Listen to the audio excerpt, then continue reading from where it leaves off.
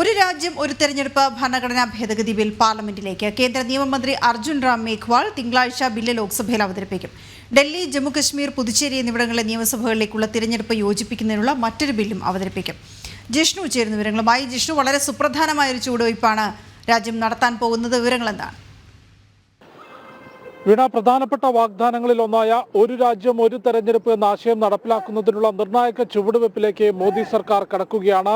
ഈ വിഷയവുമായി ബന്ധപ്പെട്ട ഭരണഘടനാ ഭേദഗതി ബില്ല് തിങ്കളാഴ്ച സർക്കാർ ലോക്സഭയിൽ അവതരിപ്പിക്കും. കേന്ദ്ര നിയമമന്ത്രി അർജുൻ റാം മേഘ്വാൾ ലോക്സഭയിൽ ബില്ല് അവതരിപ്പിക്കുമെന്നാണ് മനസ്സിലാക്കുന്നത്. ഒരു രാജ്യം ഒരു തെരഞ്ഞെടുപ്പ് നടപ്പിലാക്കുന്നതിനുള്ള ഭരണഘടനാ ഭേദഗതി ബില്ല്, ഒപ്പം ജമ്മു കാശ്മീർ, പുതുച്ചേരി കൂടാതെ ഡൽഹി എന്നിവിടങ്ങളിലെ നിയമസഭാ തെരഞ്ഞെടുപ്പുകൾ ഏകോപിപ്പിക്കുന്നതിനുള്ള, അത് യോജിപ്പിക്കുന്നതിനുള്ള ബില്ലും എന്നിങ്ങനെ രണ്ട് ബില്ലുകളായിരിക്കും തിങ്കളാഴ്ച അർജുൻ റാം മേഘ്വാൾ ലോക്സഭയിൽ അവതരിപ്പിക്കുക. ലോക്സഭയിൽ ബില്ല് പാസ്സാക്കിയെടുക്കുന്നതിന് സർക്കാരിന് 2/3 ഭൂരിപക്ഷം ആവശ്യമാണ്. ബില്ല് അവതരിപ്പിച്ചത് പാസ്സാക്കുന്ന ഒരു ഘട്ടത്തിലേക്ക് കടക്കുമോ, അതല്ലെങ്കിൽ പാർലമെന്റിന്റെ സംയുക്ത സമിതിക്ക് വേണ്ടി ഈ ബില്ല് കൂടുതൽ പരിശോധനയ്ക്ക് വേണ്ടി നിലവിൽ വഖഫ് നിയമ ഭേദഗതി ബില്ല് വിട്ടതുപോലെ സംയുക്ത പാർലമെന്ററി കമ്മിറ്റിക്ക് ബില്ല് വിടുമോ എന്നുള്ളതാണ് നോക്കിക്കാണേണ്ടത്. ഏതായാലും രാജ്യത്തിന്റെ നിയമനിർമ്മാണ സഭയിലേക്ക് ഒരു രാജ്യം ഒരു തെരഞ്ഞെടുപ്പ് എന്ന ആശയം എത്തുകയാണ്. പ്രധാനമന്ത്രി നരേന്ദ്രമോദി ഉൾപ്പെടെയുള്ളവർ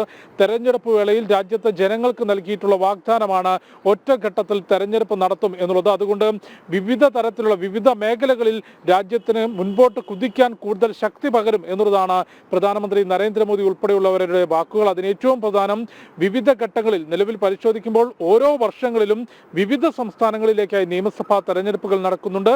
5 വർഷം കൂടുമ്പോഴുള്ള ലോക്സഭാ തെരഞ്ഞെടുപ്പ്, ഇതിന് കോടിക്കണക്കിന് രൂപയാണ് ക്രമീകരണങ്ങൾക്കും തെരഞ്ഞെടുപ്പിന്റെ പ്രവർത്തനങ്ങൾക്കുമായി ചെലവഴിക്കുന്നത്. നിലവിൽ അത് ഒറ്റഘട്ടമായി നടക്കുന്നതിലൂടെ നിലവിൽ ചെലവഴിക്കുന്ന കോടിക്കണക്കിന് രൂപ രാജ്യത്തിന് ലാഭിക്കാൻ സാധിക്കും. അത് മറ്റു വഴികളിലേക്ക്, മറ്റു പ്രവർത്തനങ്ങളിലേക്ക് വിനിയോഗിക്കാൻ സാധിക്കും. കൂടാതെ പ്രാഥമിക ചുമതലകളിൽ നിന്ന് ഒഴിവാക്കി, അവരുടെ പ്രാഥമിക ഡ്യൂട്ടിയിൽ നിന്ന് ഒഴിവാക്കി തെരഞ്ഞെടുപ്പിന്റെ ക്രമീകരണങ്ങൾക്കും സുരക്ഷയ്ക്കും വേണ്ടി നിലവിൽ ഉദ്യോഗസ്ഥരെ വിനിയോഗിക്കുന്നുണ്ട്, അവരെ നിയോഗിക്കുന്നുണ്ട്.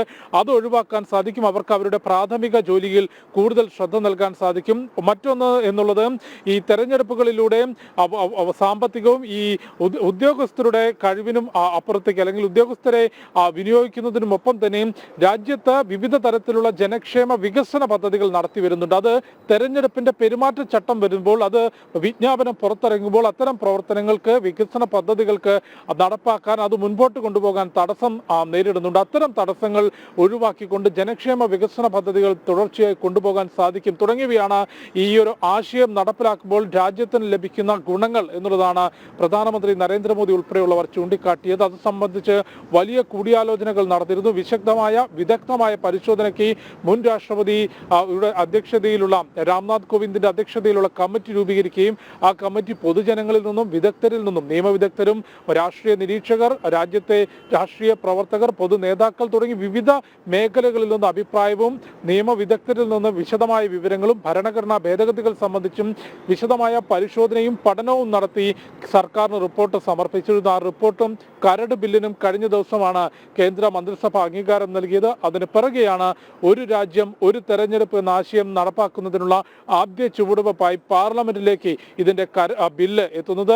ആദ്യഘട്ടത്തിൽ ലോക്സഭ, നിയമസഭാ തെരഞ്ഞെടുപ്പുകൾ ഒറ്റഘട്ടമായി നടത്തുന്നതിനും പിന്നീട് തദ്ദേശ തെരഞ്ഞെടുപ്പ് കൂടി ഈ ഘട്ടത്തിലേക്ക് ഇതിനൊപ്പം കൊണ്ടുവരാനുമാണ് സർക്കാർ ഉദ്ദേശിക്കുന്നത്. നേരത്തെ തെരഞ്ഞെടുപ്പ് ചരിത്രം, സ്വതന്ത്രാനന്തര ഭാരതത്തിന്റെ തെരഞ്ഞെടുപ്പ് ചരിത്രം പരിശോധിക്കുമ്പോഴും ആദ്യഘട്ടങ്ങളിൽ ലോക്സഭാ, നിയമസഭാ തെരഞ്ഞെടുപ്പുകൾ ഒരുമിച്ച് നടന്നിരുന്നു. പിന്നീട് വിവിധ കാരണങ്ങൾ കൊണ്ട് പുതിയ നിയമസഭകളുടെ രൂപീകരണം, കാലാവധി തേക്കാതെ നിയമസഭകൾ പുറത്തുപോയത് തുടങ്ങി വിവിധ കാരണങ്ങൾ കൊണ്ടായിരുന്നു ഓരോ വർഷങ്ങളിലും വ്യത്യസ്ത തെരഞ്ഞെടുപ്പുകൾ നടന്നത്. അത് വീണ്ടും ഒറ്റഘട്ടമായി രാജ്യത്ത് നടക്കാൻ പോകുന്നു എന്നാണ് മനസ്സിലാക്കേണ്ടത്.